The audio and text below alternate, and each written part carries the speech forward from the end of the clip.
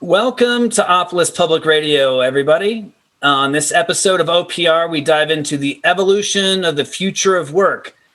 We're going to talk about tools, systems, ecosystems, and just general social design of how we're going to see the future of work. And today, our guests are Joseph Lubin, founder of ConsenSys and co-founder of Ethereum, and Brian. Hey, Joe, good to see you. And Brian Peters, co-founder of Sobol, which is part of the greater ConsenSys mesh. So welcome, gentlemen. So normally I'll do like a quick introduction and sort of like, give your little background and bio, but like, because I've got the pleasure of having two of you here, I figured it'd be better just to hear it directly from you. So Brian, why don't we start with you? Give us the 10-cent tour on your background and how you ended up at Sobol. Yeah, 10-cent tour. Once upon a time, mechanical engineer, just loved the idea of tinkering and inventing things. Ended up in the rail industry, not a very progressive place. That sucked me into software startups in the Waterloo region. And I became fascinated not just with the technology and the innovation, but like organizationally, what was going on in these startups, how dynamic they were, how fast they were changing, what this agility thing was when you really got down to the ground level. And understanding how that changes a lot as the startup is scaling up, and sort of trying to understand how do we keep that going at scale has been a fascination for quite some time. And that brought me down the rabbit hole into the decentralized space, trying to understand how do we collaborate, work together, share value, and with tons of dynamics and without centralized control, because it was that manager paradigm that was really creating the friction. And so that eventually led me to ETH Waterloo, a chance to meet up with folks from the ConsenSys mesh, and a chance to found. So you talk about ETH Waterloo 1? That's right, ETH Waterloo 1. Yeah. Nice. So, that's fall of 2017. That's like old school in terms of crypto years. It's I guess it's been a while. It doesn't feel like that long ago. It doesn't? Gosh, ETH Denver 2018 feels like a lifetime ago in my world. I don't know. Time's a funny thing, but so it's been with the mesh, and during those wild days where the mesh was extremely dynamic and growing quite rapidly, and Sobol was there to try and figure out, how do we map this? How do we maintain this autonomy and freedom whilst also still getting a clear map of who's accountable to what, how we're contributing, and what commitments we're making to each other, even though we're rapidly changing and moving about. Well, thanks, Brian. I think we got $1.25 on that one, but we'll let you have it. So, Joe, most everybody watching probably has heard you drone on and on saying the same things over and over and over again. I'm just kidding, from our pregame warm up. But in terms of the future of work, tell us a little bit about your evolution and just kind of how you've arrived to this thesis, for ConsenSys, and how that aligns with kind of your genesis and how you got here. Sure. So personal background, quickly, software engineer, basically focus on tech for most of my life. Lots of work in robotics, machine vision, AI, some work in finance, and got into the blockchain space pretty early. So ConsenSys has been focused on building out the Ethereum ecosystem for a number of years now, and running lots of experiments, essentially fostering adoption to the point where adoption has happened and has been growing exponentially. And ConsenSys has reconfigured itself a number of times over the years to adjust to what the ecosystem was.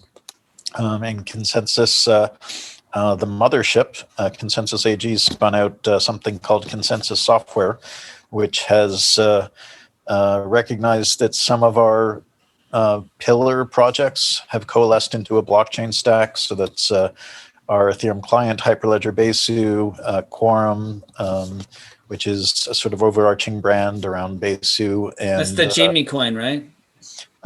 So Jamie Coin is a project that's built on Quorum, actually. You're roughly correct.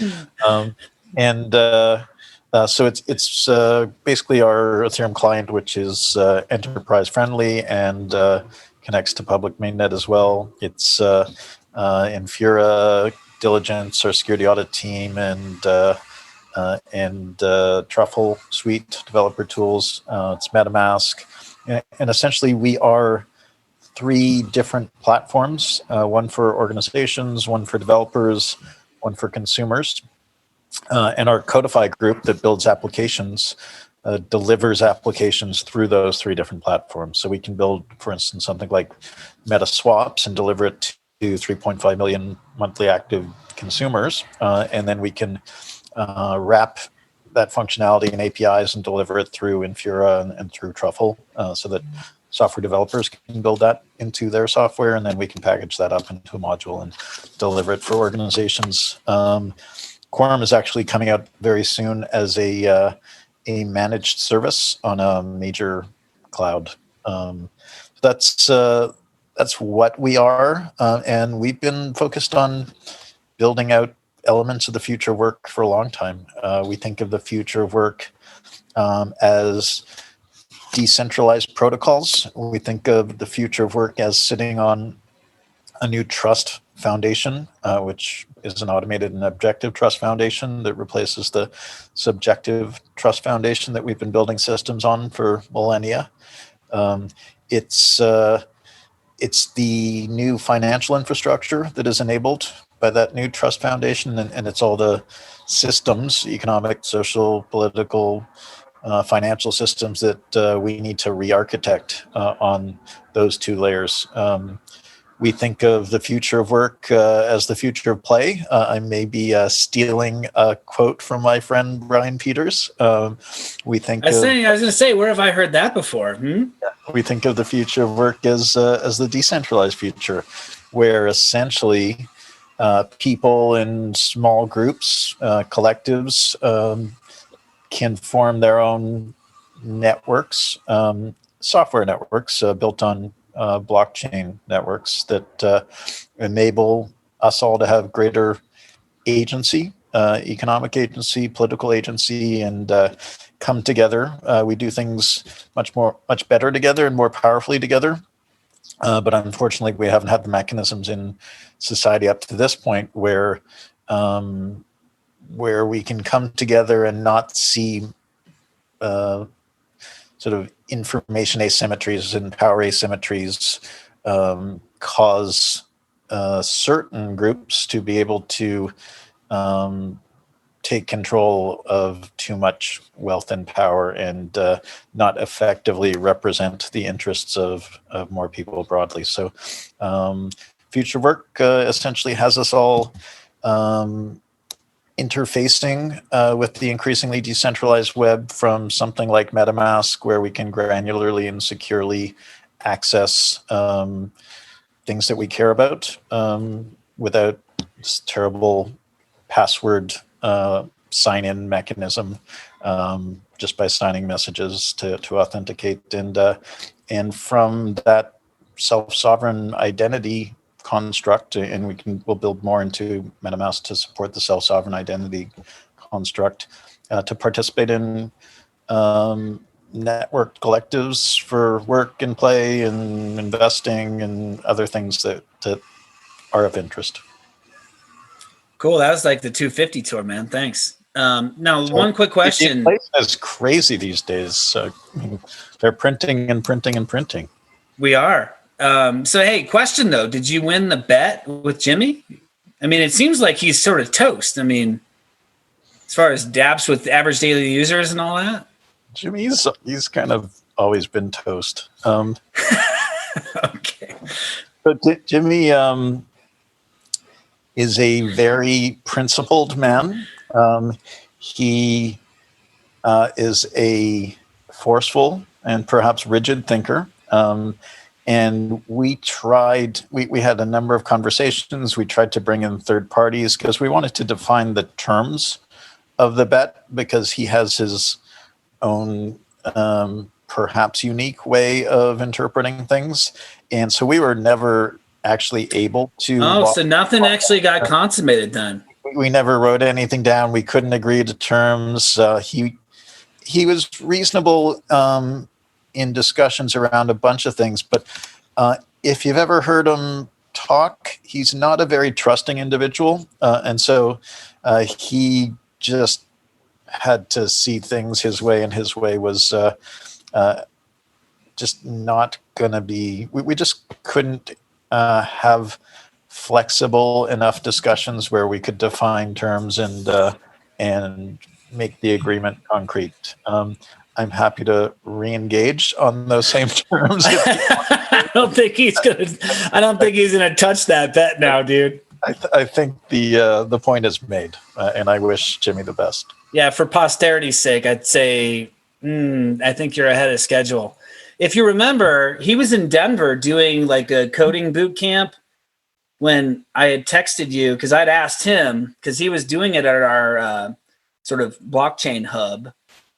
And I'd asked him, I was like, hey, whatever happened with that? And he was, he's making excuses about, or his side of it was, Joe's kind of dodging it. I'm like, text, hey, Joe, whatever happened? Then the Laura Shin podcast happened. Yeah, we brought in people. One of the big four offered to step in, and nothing happened. All right, for free, mediate and adjudicate, and there were constraints on his side that made that impossible. Well, I think like you said, you made your point. It's probably a good thing that he didn't make the bet, because it'd be over already.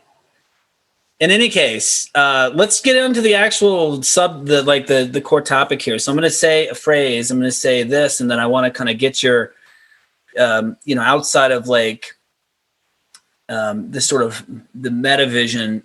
Walk me through what an average person would be in the future of work. So you can't build the future of work on the history of work. So in terms of the future of play, Brian, let's start with you. What is it about the future of work that actually makes it the future of play? And what is it that we need to build in terms of systems in your mind that actually shift away from, the historical kind of things that we've done that really make this tectonic shift forward? Yeah, I mean, the future of play analogy for me is it comes from the idea of imagining an interface that is not unlike the types of interfaces that occurred in the gaming space for us, and so we can log in, we can represent ourselves, as a digital pseudonymous, avatar, but we do have reputation in these systems. We do participate in many different types of games, depending on what we're passionate about. I mean, you can do everything from a clicker game to, a massive multiplayer online game with an incredible, really complex economic system and governance system, and then participate in, collaborations that may band and disband like guilds and Flash orgs. Yeah, exactly. And I think there's this type of thing is a decent metaphor, and why I think it will feel like play. What kind of game do I want to play? What am I skilled at? What do I want to, build and develop reputation and ability in? And having the opportunity to come to that sort of massive menu of opportunities and different mechanics and that diversity of play, and it actually feeling like play and having that sovereignty to decide. But once I start to engage, I engage on the rules that are present, and can maybe influence those rules. But yeah, I imagine it a lot like that. So I'm actually a really big fan of your saying. I wish I would have said it myself. I mean, I do think that it's interesting what you're saying, because in terms of game design, everything's really a game. I mean, economically speaking, everything we do right now is a game. It's just, the way we've aligned it isn't really with the personal interest. It's more of the paycheck culture, where it's kind of means to an end. And we've created this sort of, quasi-indentured servitude in a way that, I've got to make my ends meet, but the economic game is really kind of designed as a subjugated one, right? So in terms of making it play, what you're saying is the new game designs are going to actually be much more functional from an optionality standpoint, giving individuals the ability to kind of pick and choose what makes sense for them, which then aligns with fun, right? Because it's really, I get to opt in. It's the optionality component that makes it different.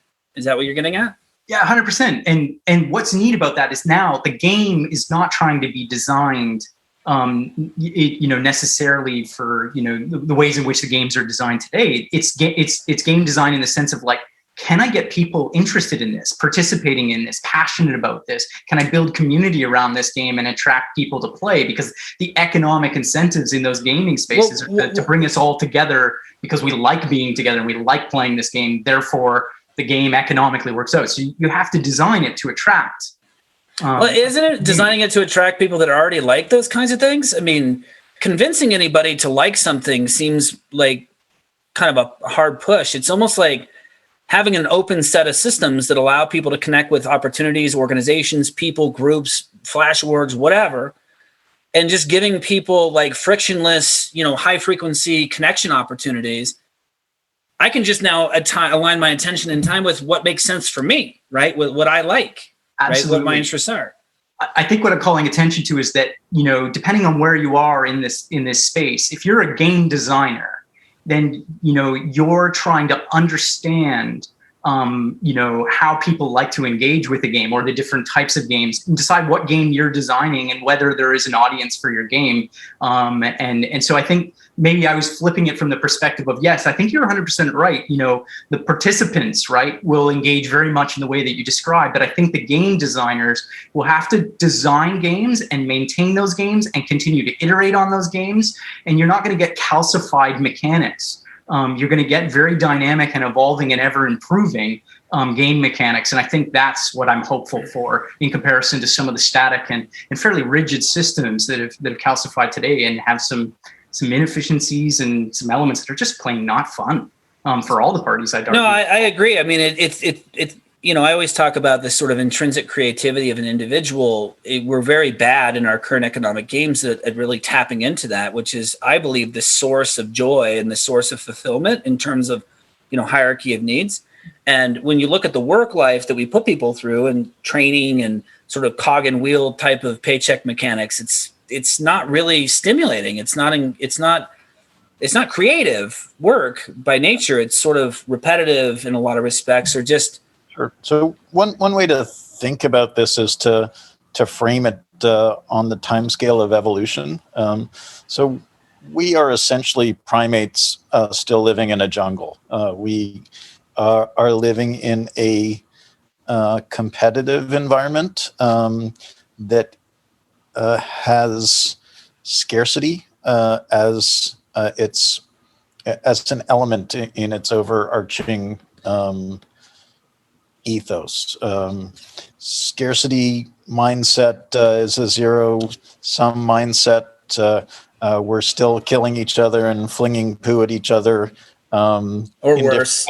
In more sophisticated ways. And we're right on the cusp of evolving our civilization, our species, to the point where we can move beyond the scarcity mindset. We're building machines, automation, intelligent machines, so that they can take care of our material needs. They can take care of the atoms for us and free us to focus on more creative endeavors.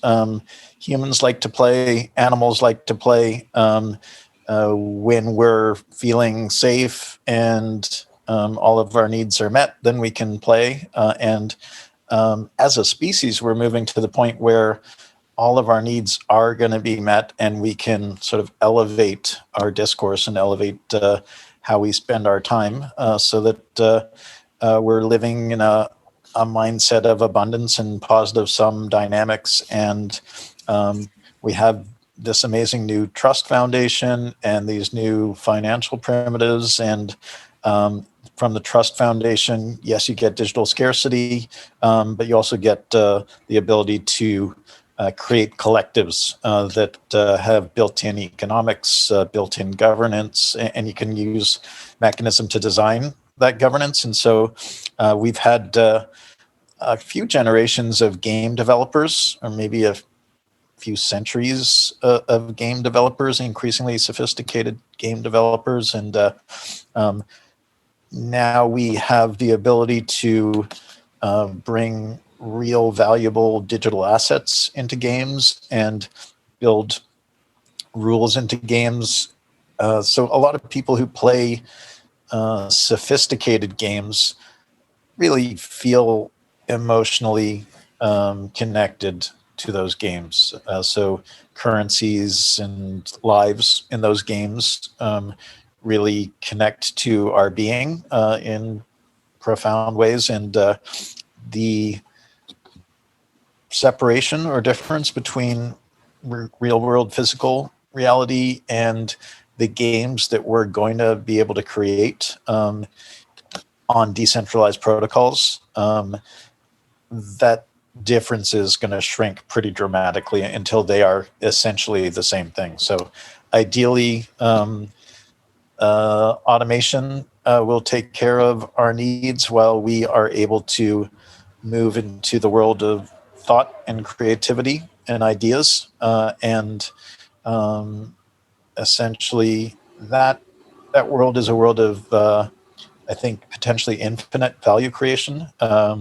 And value creation will get much more exponentially quickly growing than we can grow economies in the physical space. So, it's interesting because you're using a lot of the same language that I do, but just framing it differently. Like I have this thing where I talk about the shift from the scarcity-based model of capitalism to the abundance-based model of capitalism. And we're really kind of using new tools, right? So one of those major tools is tokens, right? In terms of, that economic value marker, right? That unit of account that an ecosystem might use. But interestingly, it operates much more like a cooperative would, because you're there for different reasons than just, some purely economic game. It's actually a combination of things based on how, whatever organ, the collective or the DAO or whatever flash org that you might be a part of. Can you talk a little bit, Joe, and maybe Brian, if you want to weigh in on this, how important is the concept of a token to this notion of the future of work, right? Like sort of aligning these economic games. It seems like, to me at least, without this new tool, because you can build economic gains, but unless you have the right sort of, ways to kind of incentivize behavior, it sort of falls a little bit flat. So it seems to me the token is critical to this. Can you weigh in? Yeah, so it's enormously important. And the concept of a token isn't new. It's the implementation that is the breakthrough. Federal Reserve tokens are in broad circulation globally.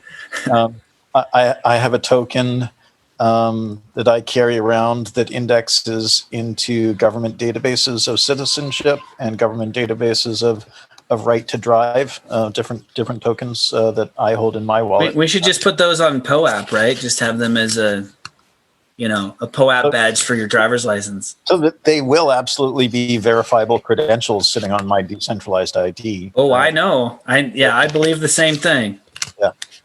And so we've, again, organized ourselves in a context of scarcity, where fear has caused people to grip tightly to power and control and assets and organize things along top-down command and control hierarchies. And those, it's been incredibly effective in building society. So good job based on the available technology. Yeah, V1, great job, guys. Well done, humanity.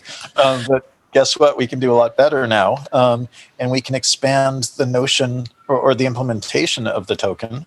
So instead of tokens having to trade on equities exchanges only against equity tokens or money tokens or commodities exchanges or real estate transactions, all these or many of these tokens will be interchangeable on very generalized exchanges. And so there's a lot of power there. And these tokens already, some of these tokens in the legacy society confer things like dividend rights and governance rights. And so the tokens that we'll be holding will be high-powered tokens in the sense that there will be immediate governance, granular governance, which is, I think, really important rather than us having to choose between, say, 2 political parties or 3 political parties in different nations and having them represent none of the people, or very few of the people, well. And so people and companies of the future are going to have their own portfolios. And it will be important to people to be able to invest and manage well, because these portfolios of tokens are going to be the assets that we use to buy things that we care about. So my intelligent agent wallet is just going to trade the tokens that I don't care so much about to some intelligent point of sale for something that I want to buy. But some of those tokens are going to enable me to vote in my gaming collective or my your Buffacorn DAO. Like, yeah, exactly. So they're going to be an enormous part of who we are as self-sovereign individuals, who we are as individuals with agency, who we are as companies with agency. And we've been thinking about this a lot at ConsenSys. There's going to be virtually no way for a company of the pretty near future to avoid having a pretty diverse and hopefully well diversified portfolio of tokens, even as it's, say, a software product company. And so that's going to create some interesting opportunities and complications.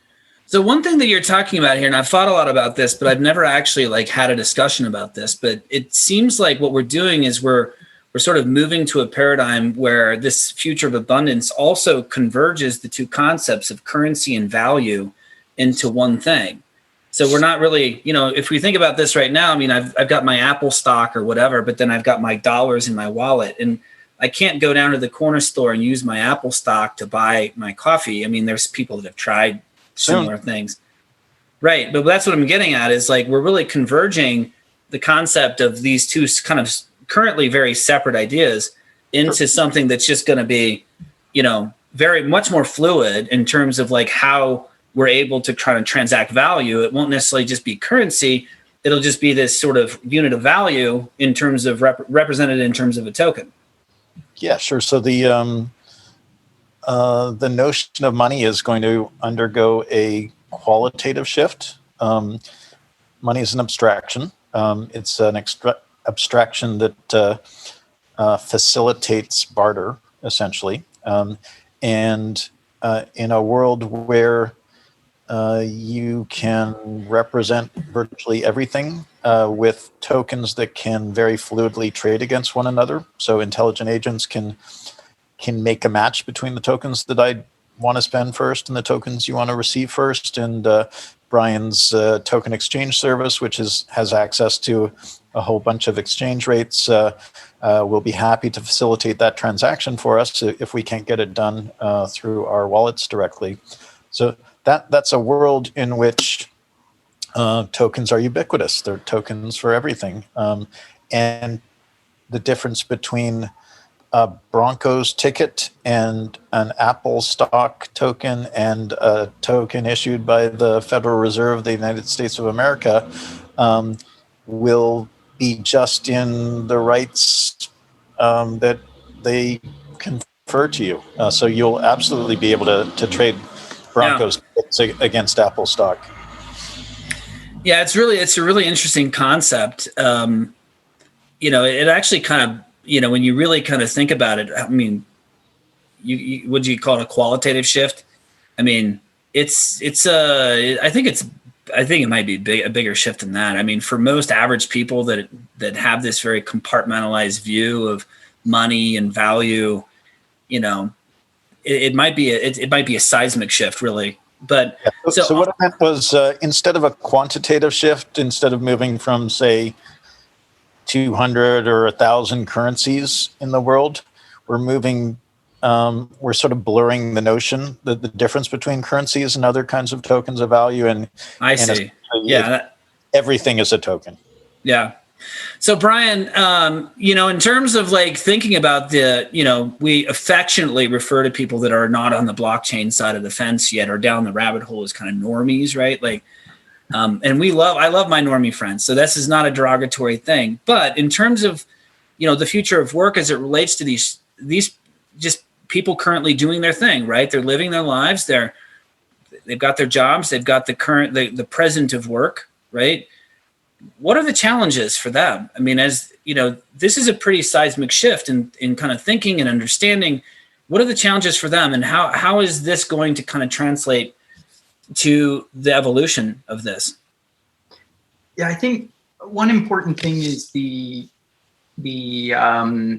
sort of this trust in the abundance, and I mean in the sense of like creating an experience where it is visceral for them, so that they transition.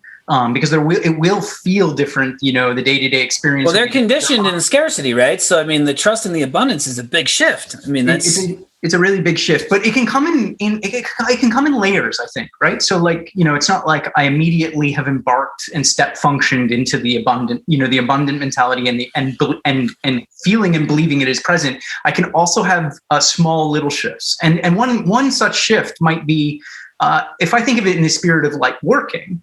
The scarcity that I sometimes feel, or used to feel, was I have this small community, which I am currently located in, is where I can work, sort of thing. And you can see how remote work has very quickly kind of like said, no, there's way more abundance here.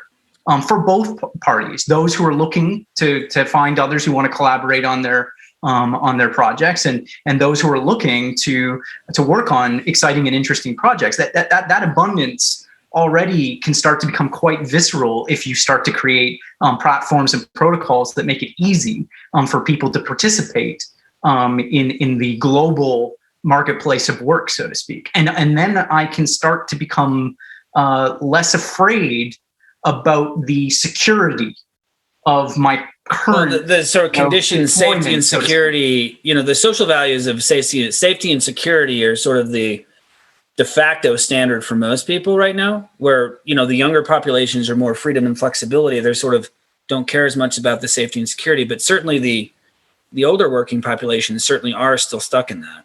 Yeah. Yes. I don't know if it's...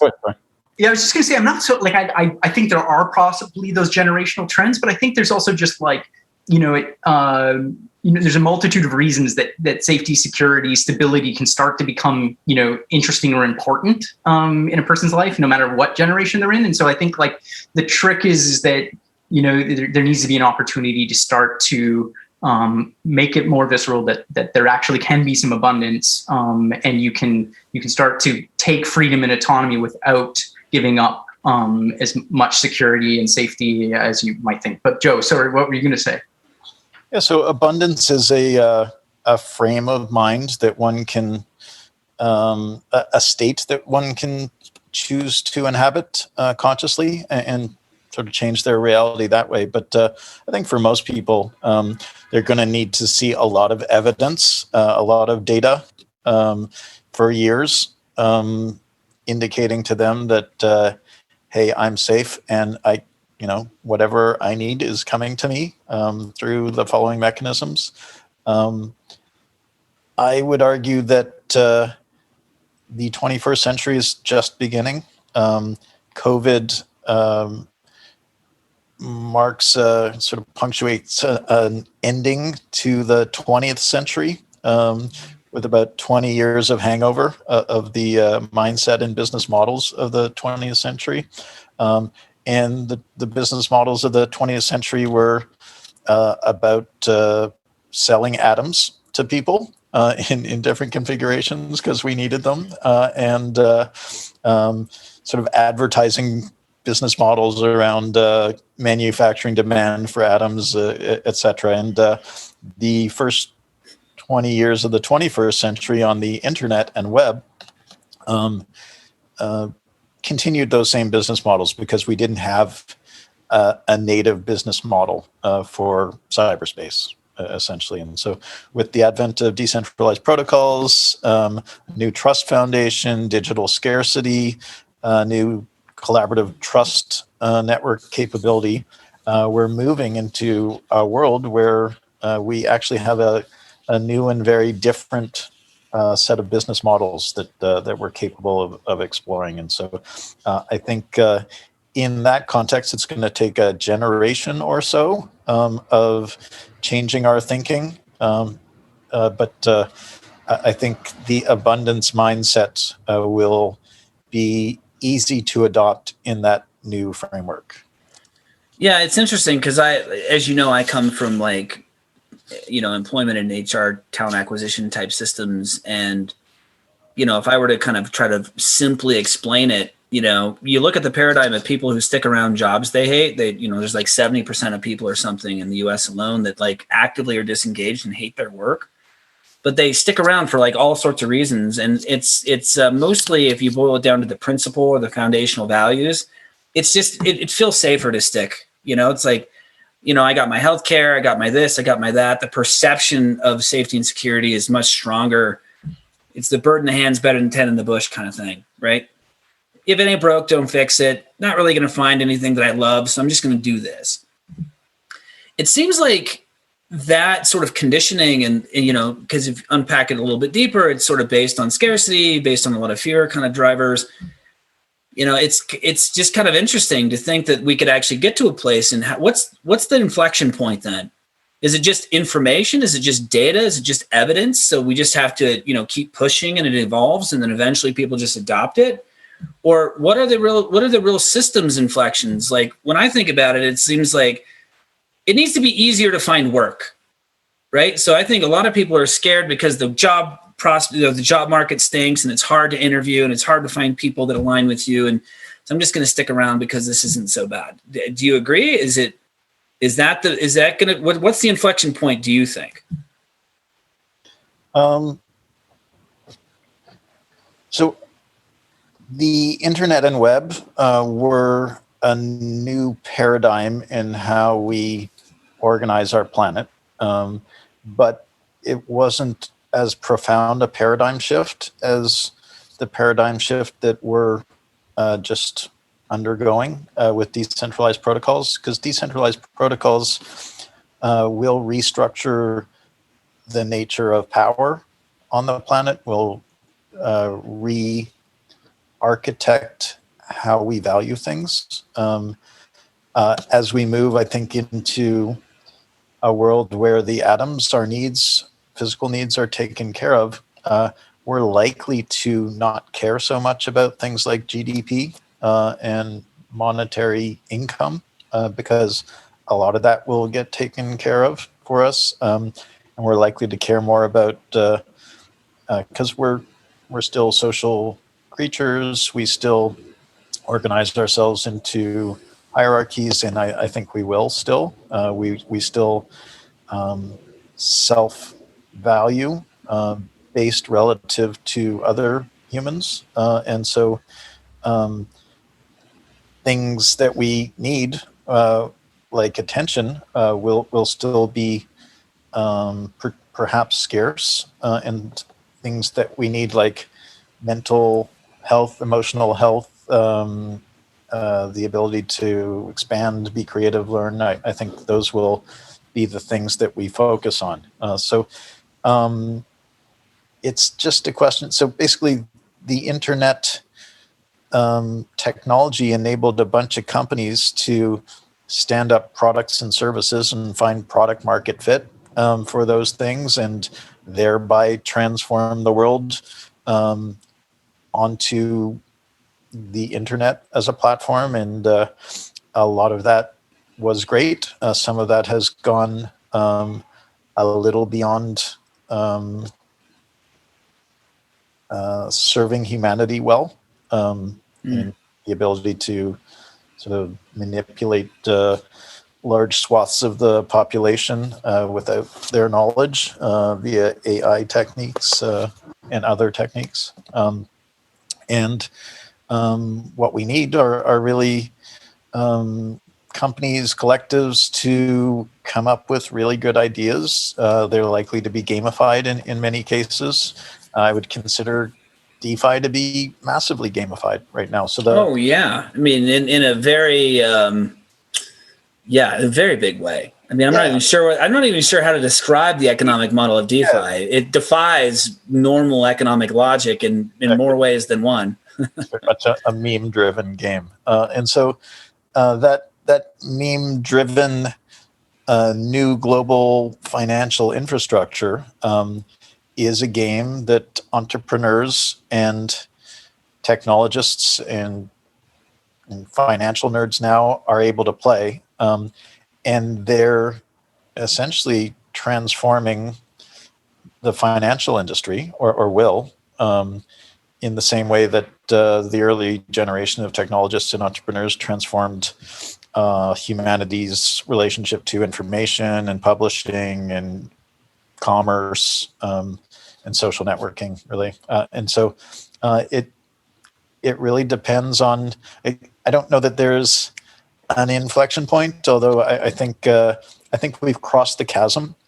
NFTs plus DeFi plus cryptocurrency are now very much in mainstream consciousness, and so people are paying attention. At least they're paying attention. Yeah.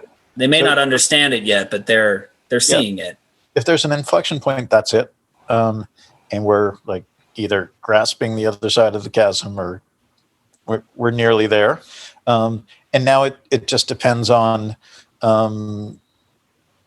bright, creative builders to come up with ideas and find product market fit for those ideas and essentially build up a new kind of society and economy.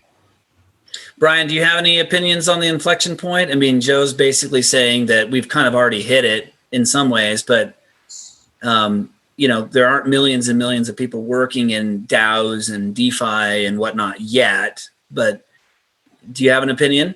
Yeah, I think I'm like aligned to that. There's sort of a yes and on that. It seems like that, though, almost like Conway's law or Conway's corollary, like these new systems and primitives that are standing up and starting to really flourish, as mentioned with the DeFi and NFT space. The folks who are working on those systems are having a tendency to want to mirror the world they're working in. And in other words, that they're starting to model new work behaviors that are more decentralized in nature to align to the decentralized technologies that they're interfacing with, and that they're sort of like, you cognitively align and collaborate in a way that aligns to the infrastructure and technologies that you're working on. And so in essence here, I think that yes, that's a way of kind of saying, yes, the inflection is already underway. And then the question is, like, how will some of the innovation products, projects that are over top of this start to sort of spread to other sectors, and in effect, the same way that like the internet technologies, to us now retrospectively quite rapidly, software ate the world, as is the cliched phrase. I think there's a crypto, eats the way we interact, transact, and collaborate. Yeah, it's already. Yeah, it's interesting. You mentioned that, and there actually, this is a lot of what we do at Opolis is we've tried to sort of, in some ways, mimic or speak the language that people are used to, right? So we don't call ourselves an employment DAO publicly or a decentralized employment organization publicly, even though that is what we would call ourselves, like, in the crypto circles. But, the notion of a digital employment cooperative is much more accessible, right, to some guy who's just a real estate agent in New Mexico somewhere, right, who might actually have interest in, some of the concepts that we're talking about, especially the idea of, free and independent work, right? So I resonate with that. I think that's interesting because more and more I'm seeing these kind of bridge projects come up, where it's like people are trying to kind of find ways to kind of fish people over the fence, into these kind of new worlds. And I think it's going to become more and more common to be using familiar taxonomy or frameworks to like lure people to new economic games, in other words. So, okay. So 20 years from now, paint me a picture, like, give me a persona of like and not a crypto nerd, but like, let's just say, this is a creative, somebody who's, maybe got in on the NFT game. Like, what does their life look like? What are they, how do they actually flow around this sort of ethereal world of work? Who wants to take a stab at that? Paint me the picture. I want to hear what this person's life is like. After all of this discussion, it may be difficult to come up with a compelling narrative, but I'm sure Bryan is up to it. I love it. Yeah, I mean, it's a tough one at this point. I feel like I feel like I'm too programmed to. You're too much. You're too confirmation biased. There's a part of me that's like that is almost wanting to get in touch again with my childhood. Like, in order to be able to give the answer to this question, I feel like I have to go backwards, not necessarily forwards. And like, so I apologize. I know that it's getting a little bit, ethereal and hand waving my answer, but like, no, I really do think when I say this, the future of work is just the future of play. I mean it quite seriously because of the, I think we're talking about, in a lot of cases, in the examples we're trying to give of what the on-ramp will feel like. But what some of the things that I was hearing Joe talk about are like, no, it'll be like, much more. It'll be like this magical place of play like it was when you were a kid, because, seriously, it's not like you're starting to feel a sense of abundance. You have full-blown abundance now. What are you doing? And I'm like, I'm playing, and I feel like the spirit of, me getting together with people who have neat ideas and who want to just see it happen. Yeah. Except we're not playing with crayons. And paper and twigs in the forest building cool forts. Like we're playing with some serious global power. Well, I think you are kind of, in a way, playing with twigs and forts and things, because in a way you're just doing it ethereally. You're just doing whatever your creativity inclines you to do, right? That's a good way of looking at it. So yeah. I mean, you're just, but now instead of just having fun in the forest where you didn't get paid to do it, or you didn't create value, I guess to say, now that could be an NFT somewhere that actually somebody sees value in because it was an early Brian Peters, right? Yeah. So by the way, Brian's been working on packaging up the future of work is the future of play as an NFT, and we'll let you know so that you can bid on it. I might very well do that. So you don't have to let me know. I'll take a stab at, I don't know if this is 20 years in the future. It's probably much further in the future, but you have to think about what our interfaces are going to be to cyberspace. So at some point, the phone is going to be in our brain, or our connectivity. So our comm link will just be like implanted. So it'll be inside of us. We will essentially have chips, which... And this is, Elon's working on this with Neuralink. Brian Johnson's working on it at Kernel. We will have chips situated close to our brains and in other parts of our body. In our brains, those chips will be able to detect neural assembly activity, and will be able to project current pretty granularly towards different neural assemblies. We'll be able to create mappings of what different neural assemblies mean conceptually or perceptually, or what sending current to different neural assemblies does, whether it invokes an idea or a memory or a set of motions in the body. And we will be able to create a mapping between my set of symbols and concepts and understandings and say Brian's, because we both grew up Toronto, Waterloo area of Ontario, Canada, and so we have very shared understandings. It may be much more difficult to create a mapping between me and somebody in a very different part of the world, but certainly some sort of mapping could be done. We'll be able to communicate in essentially telepathic mechanisms. We won't be just sending brainwaves through the air, but through technology, we'll be able to share ideas and sequences of memories, commands maybe. I might be able to control Brian's ability to take his glasses off and put them back on. If he lets me. He probably won't let me.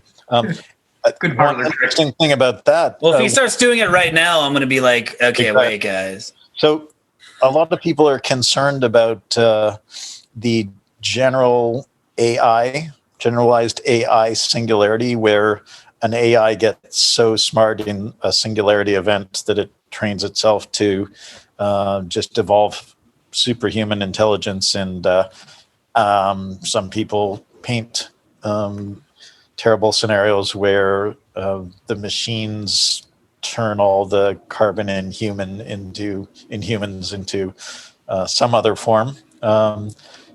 If there is a generalized AI singularity, I think that moves machine intelligence into a very different ecological niche, and I think they just won't care about us. We'll be fine.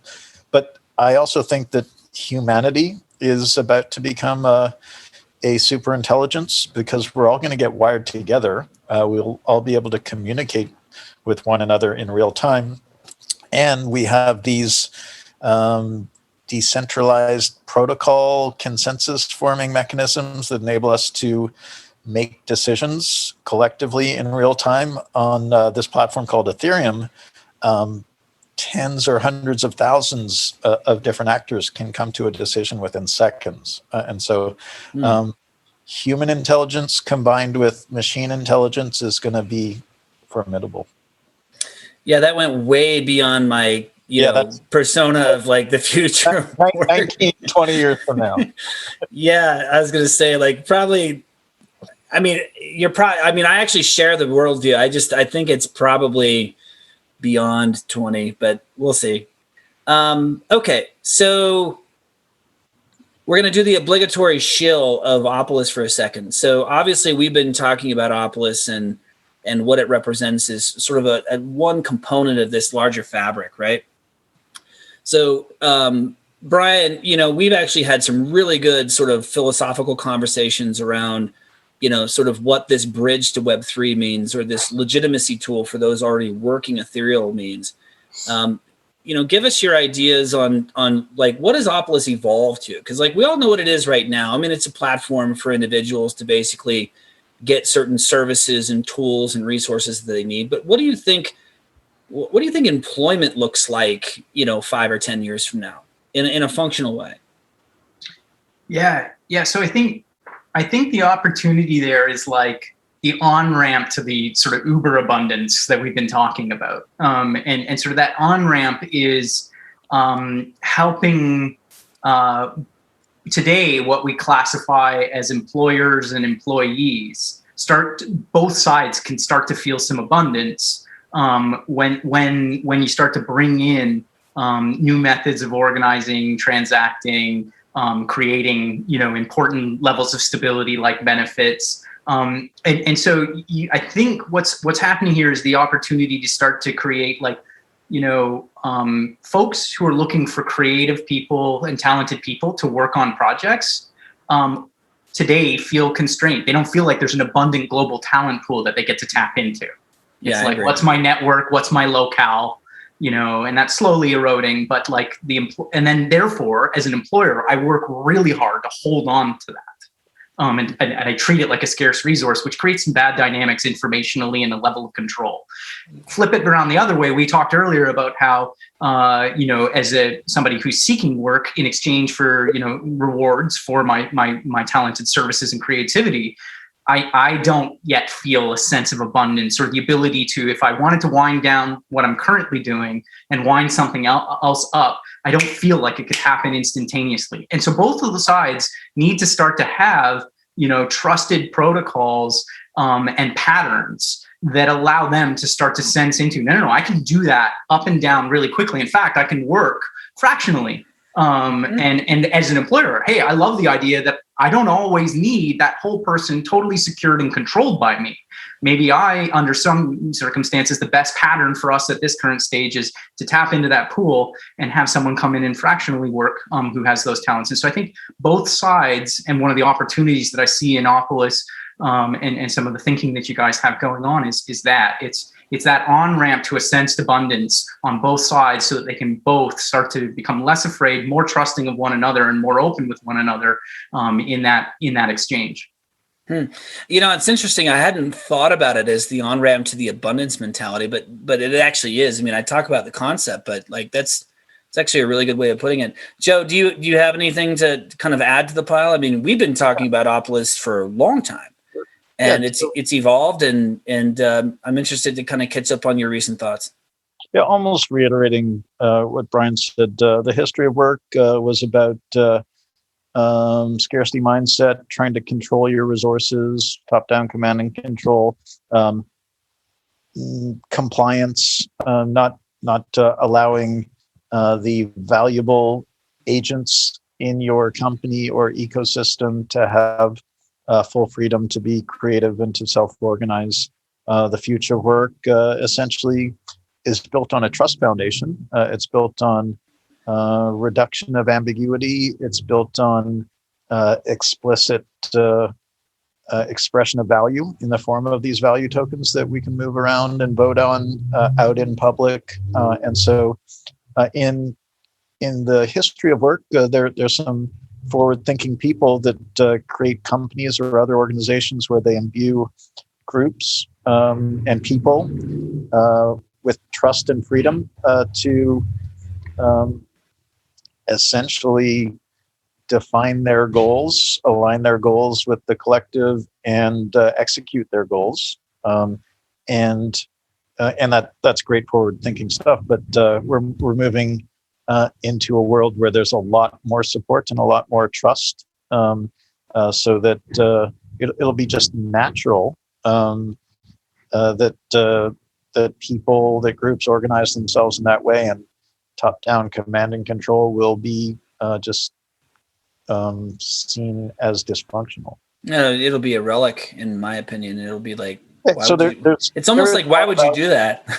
There's a lot of value in hierarchy in many different situations, but and so it clarifies certain things. It enables you to abstract information and make use of the kernels of the information. But if it's not rigid and if it's used fit for purpose, that's great. But sort of a greater, the systemic version of it, I think, is gotten when it gets rigid and abusable and tendencies to silo power and information, then it gets to be an anti-pattern. Yeah, for sure. Well, that's all the time we've got for this episode of Opolis Public Radio. So, Joe, thank you, as always, for your contribution. Brian, it's wonderful always chatting with you. You have such a wonderful worldview on the future of work, and I look forward to continuing to see Sobol grow. And, of course, if there's anything that the Opolis team can do for you or be supportive, just let us know. And thank you. Sounds like the boss is making us quit work for the day. Well, I guess we could stick around, but I know your schedule, Joe. You've got like exactly T-1 minute to the next thing, and I'm on the same track. So, and I guarantee Brian's there. So I'm going to go ahead and sign off to the community. Thank you, everyone, for joining us for this this episode of Opolis Public Radio. Remember to subscribe to Opolis's YouTube channel, or for more videos like this, or check out the podcast in the audio version wherever you subscribe to your podcasts. If you're a freelancer or solopreneur or interested in the future of the independent worker, come check us out at opolis.co. That's opolis.co, and become a member of our digital employment cooperative. So thanks again, Joe. Thanks again, Brian. And we'll see everybody around the ether space. Take care. Thank you very much, John.